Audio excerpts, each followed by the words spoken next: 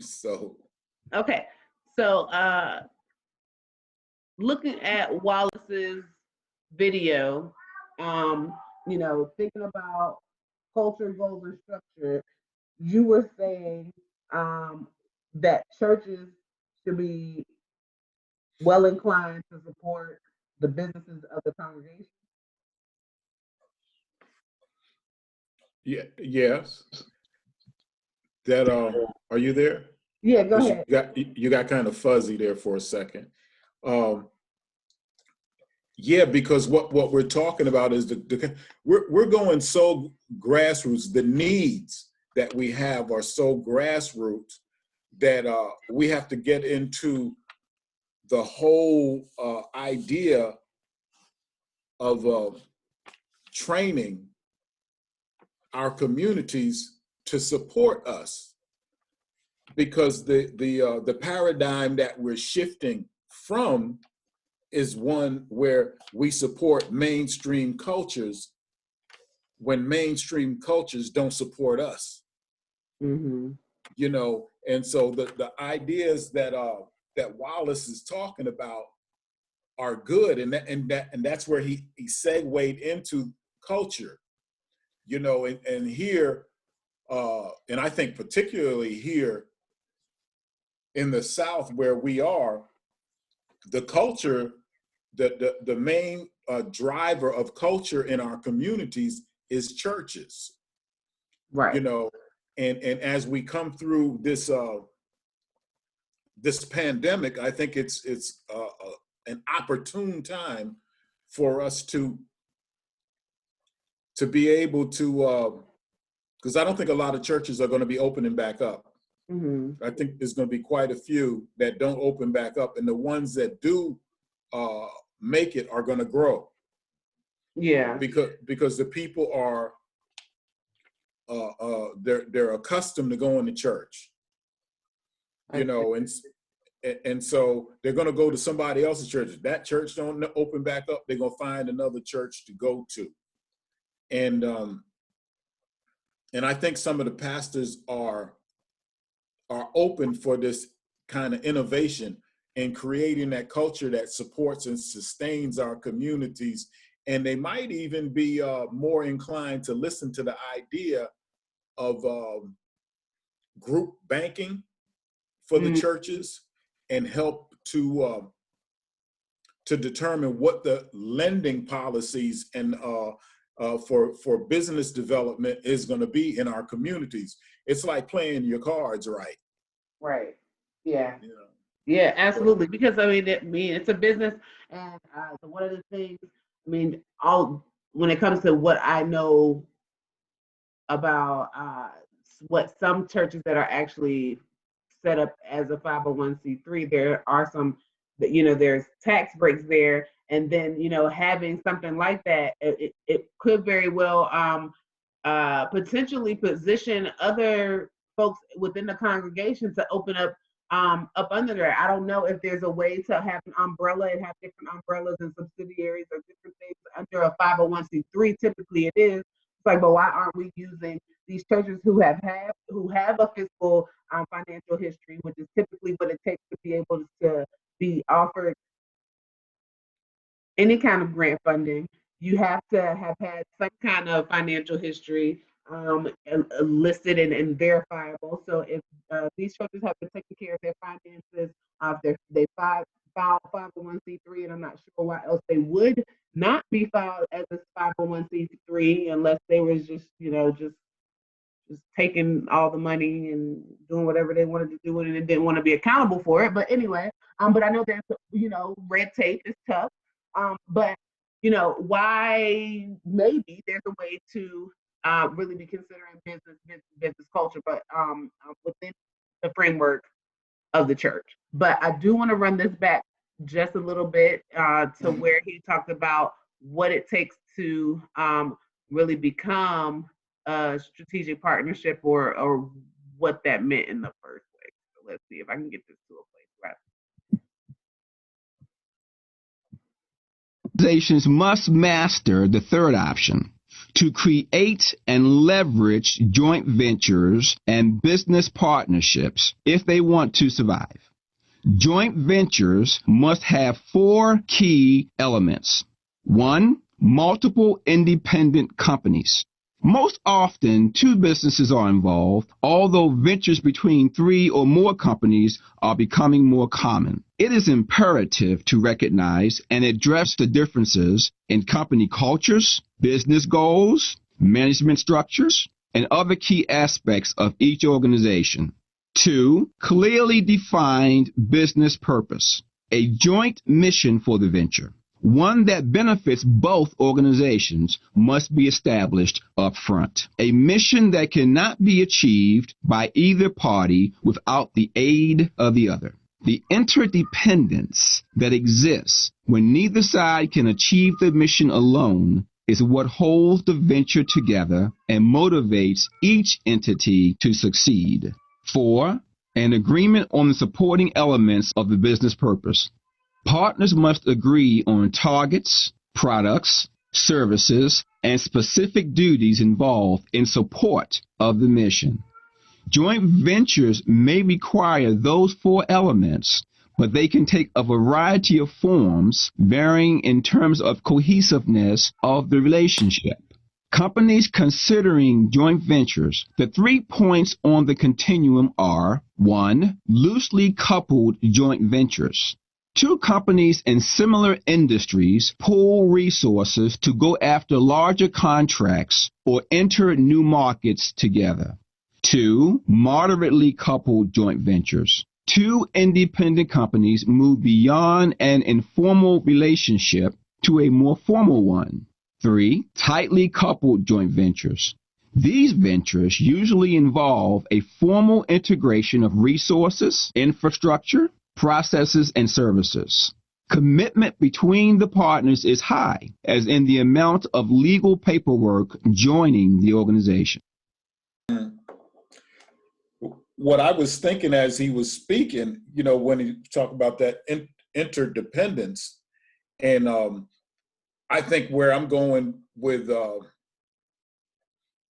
adding to the conversation, if I may, is going from macro to micro in terms of the relationships with the participants. I think that for the grassroots, and why I thought of the church as being a catalyst for change, is to create that that understanding of how important it is for us to support our businesses, and so the and each person, and this is true even of the government and the culture of the United States, where I'm sure you've heard people talking about that each individual born in the United States, that that you get a number and that you are a corporation. Right. And so if you take that and just make that, I guess, live more personally within the individual's understanding and makeup of how to survive as a community. I was just trying to make the direct parallel. So and that may be where you were going with it as you were continuing on. I didn't mean to interrupt it. I was just trying to see the direct parallels that you had drawn that brought you there, that brought you to that conclusion. That's, and I'm glad, because I'm trying to crystallize a thought that that would need input from other people. That if we look at ourselves as corporations and we commit to we're not going to get Texas Pete anymore, we're going to get Louisiana Supreme. Mm-hmm. If everybody in the Missionary Baptist Church Association decided that we were going to switch from Texas Pete to Louisiana Supreme, because Louisiana Supreme may be owned by one of us, Right. that this is going to spike Louisiana Supreme's business. Right. So you feel me? So the partnership is eminent, if not preeminent, on the micro level that creates the macro level. Yeah. And I think one thing that I find over the years that will set you up to better recognize when a good partner shows themselves, is to really know what you want personally, right? So I think what has to happen for individuals or families is to really identify what they want as a family, as a unit. They have to know what they are going to be standing for. What are the non-negotiables? I think there are times where we don't budge on things that we should budge, and vice versa. But I think it's as a unit, as an independent, or however we define that, right? Again, remembering Wallace was saying that independence, each independent business had their culture, had their goals, and had their structure. So those three parts of an individual, or those three parts of a family, is what's going to guide how they're moving forward. And you have to know what you want to be able to identify what you need, to identify, to be able to quickly identify the skills that you got to be tapping into, and the person and the families that you meet and you interact with when you're trying to build these strategies. And so, being able to set in stone what your own culture, goals, and structure looks like is important. And then being able to see how and if you can efficiently work with someone else who has some other set of culture goals. Right. Structure, And that kind of took me back to what you were talking about, the 501c3. I can't say all, but I think there are a number of pastors that know how to work with the 501c3 and still have ventures going on in their churches that are separate from the 501c3, so they don't jeopardize anything that is covered in the 501c3 by working with a non-501. They can have joint ventures with other entities and it not jeopardize the 501c3. I think the majority are so stuck on the 501c3 that they don't want to think beyond it, which basically, handcuffs their progress. I see. Yeah, so we'll talk handcuff progress. I do want to, know exactly what you mean there. Is that something that you're willing to expound on now, or should we go to the second part of the clip for strategic partnerships? Sister, you driving this truck. I'm gonna go where you go. All right, let's look at this part too before we go there. So I'm gonna go ahead and let's see if I can share this video again. All right.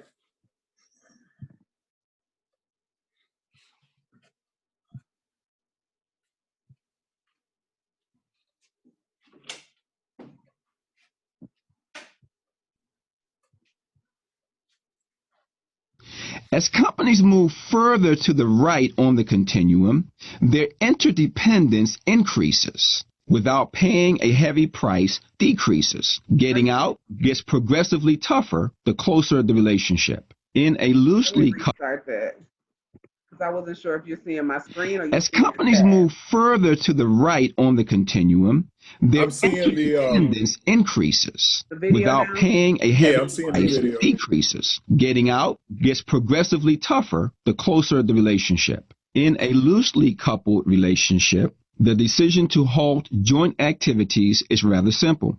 Wait until the joint project is completed, then agree to go separate ways.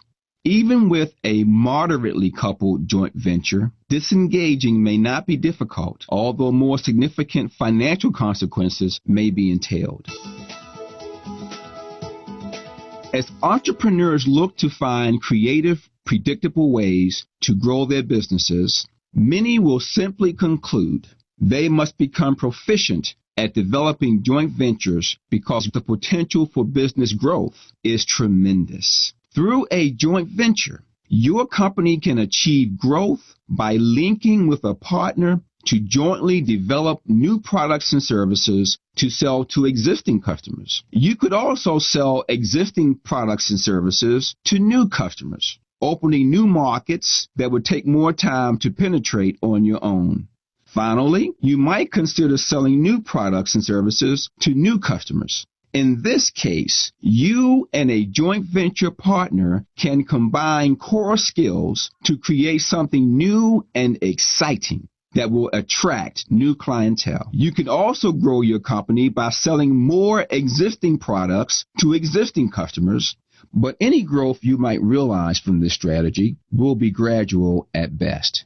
In addition to understanding what a joint venture can do for your business, it is also helpful to look at the 5 big picture issues driving the growth of joint venturing. First, there is competition.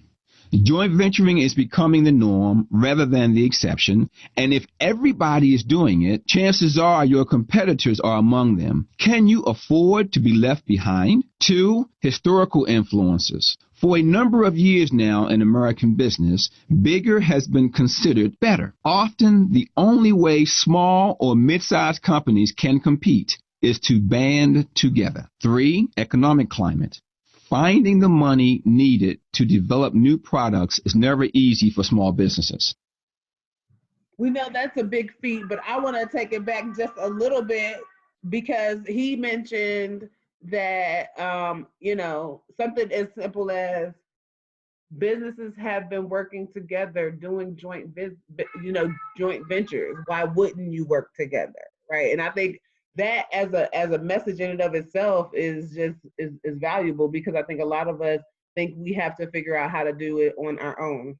And I think we do a lot of fighting on our own, a lot of digging on our own, a lot of researching on our own, and we're not finding anybody to help make any of our old strategies better. We're not looking to work with anyone to develop some new ideas to become better. We're not, working on creating. Well, I guess we are working on creating new cultures to make, maybe the future better, right? But these are still these similar principles that I'm seeing parallels in how we just interact with individuals, as well as, working with businesses, but as a business. Oh, you're on mute. Don't forget you're on mute.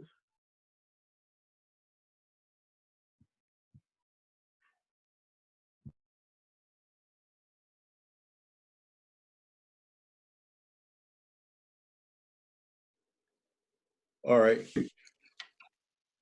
What came to mind, and this is what I was alluding to the last couple of times that we talked, and what you're saying there, and you're looking at, I'm talking about with the we have to recreate recreation. What is recreation? We think of that traditionally as a place of basketball, baseball, shit like that. We're not thinking about educating the community. We're thinking of more along the lines of entertainment or play, And so the idea, and the more Wallace talks, the more I'm relating what he's saying to individual relationships. Just that little tweak in the mindset of other entities, because each person is a business. Jay-Z said it, quite profoundly. I'm not a businessman. I'm a businessman. But that's you understand? Accurate. Yeah, no, absolutely. No, absolutely.